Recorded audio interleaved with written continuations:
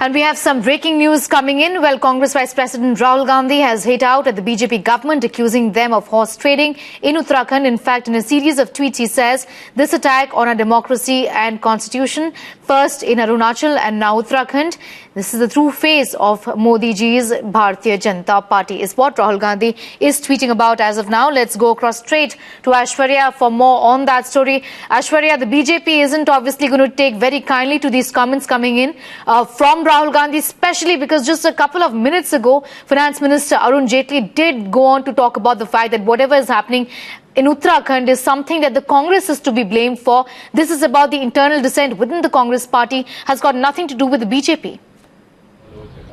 Well, absolutely, Sneha, and that's why it's being seen as a counter coming to the finance minister. I've joined by the BJP's national secretary, Mr. Shrikant Sharma. Shrikant ji, the Congress Vice President Rahul Gandhi is stating that ताकत और पैसे का misuse ये है भाजपा का नया मंत्र, और ये फाइनेंस मिनिस्टर की प्रेस कॉन्फ्रेंस के डायरेक्ट बाद वो ट्वीट कर रहे हैं। देखिए, बेसलेस एलिगेशन है। राहुल जी हताश हैं, राहुल जी निराश हैं, और कांग्रेस पर राहुल जी की पकड़ अब बिल्कुल कमजोर हो रही है और इनका नेतृत्व कमजोर हो रहा है। अब लोग कंफ्यूज हैं कि इनके नेता राहुल गांधी हैं, कांग्रेस के नेता सोनिया गांधी हैं।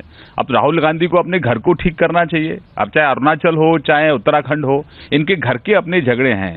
राहुल गांधी को दूसरों पर, बीजेपी पर अगर आरोप पड़ने से पहले, बीजेपी पर आरोप पड़ने से पहले उनके अपने घर को ठीक करना चाहिए। और एक पद्धति बन गई है राहुल गांधी की और उनके जो चचेरे भाई हैं, कजन ब्रदर हैं श्रीमान अरविंद केजरीवाल की, कि हर इशू पर वो बीजेपी को ब्लेम करते हैं, मोदी साहब को ब्लेम करते हैं। कि बिहार की हार के बाद आप इतने फ्रस्ट्रेट हो गए और आपकी सेंट्रल लीडरशिप इतनी फ्रस्ट्रेट हो गई है कि जो आपने पहले अरुणाचल में किया वही अब आपने उत्तराखंड में किया। पैसे और ताकत का आप 35 के 35 को रात को यहां ले आए ताकि उन्हें कोई और ना मतलब वो वापस ना चले जाएं। These are the allegation. तो आप लोगों को उसको पूछना चाहिए राहुल गांधी जी को कि आपके पास क्या सबूत हैं।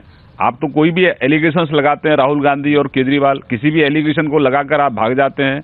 और फिर अरुणाचल को लेकर तो श्रीमती सोनिया गांधी खुद राष्ट्रपति जी के पास गई थी। अरुणाचल में क्या हुआ है वो देश को जनता ने देखा है। तो मीडिया के लोगों को ये, और उत्तराखंड में भी जो हो रहा है, उत्तराखंड में जिस तरह से हो रहा है, एक बिल जो पूरी तरह से गिर गया है उत्तराखंड असेंबली में, और कांग्रेस कहती है, उनका स्पीकर कहता है कि वो बिल पास हो गया है। तो राहुल गांधी को देश की जनता को जवाब देना चाहिए कि आज उनके घर में इस तरह से क्यों संकट है, आखिरकार उनके यहाँ इतना क्यों झगड़ा क्यों हो रहा है। क्या ही राष्ट्रीय नेतृत्व को लेकर तो कहीं कांग्रेस के लोगों में सवाल नहीं पैदा हो रहा है कि भाई पूरी तरह से सक्षम नहीं है श्रीमान राहुल गांधी, श्रीमती सोनिया गांधी कांग्रेस को नेतृत्व देने में। तो ये उनके नेतृत्व पर सवाल है, राहुल गांधी के नेतृत्व पर सवाल है, सोनिया जी के नेतृत्व पर सवाल है। ये उनका आंतरिक कलह है। उस कलह के लिए मोदी साहब को और बीजेपी को ब्लेम करने की कोशिश ना करें, वो अपना आत्मचिंतन करें। So that's the line coming in from the BJP, putting back onus on Rahul Gandhi, raising a question on his leadership, stating that because of the absence of a strong leadership,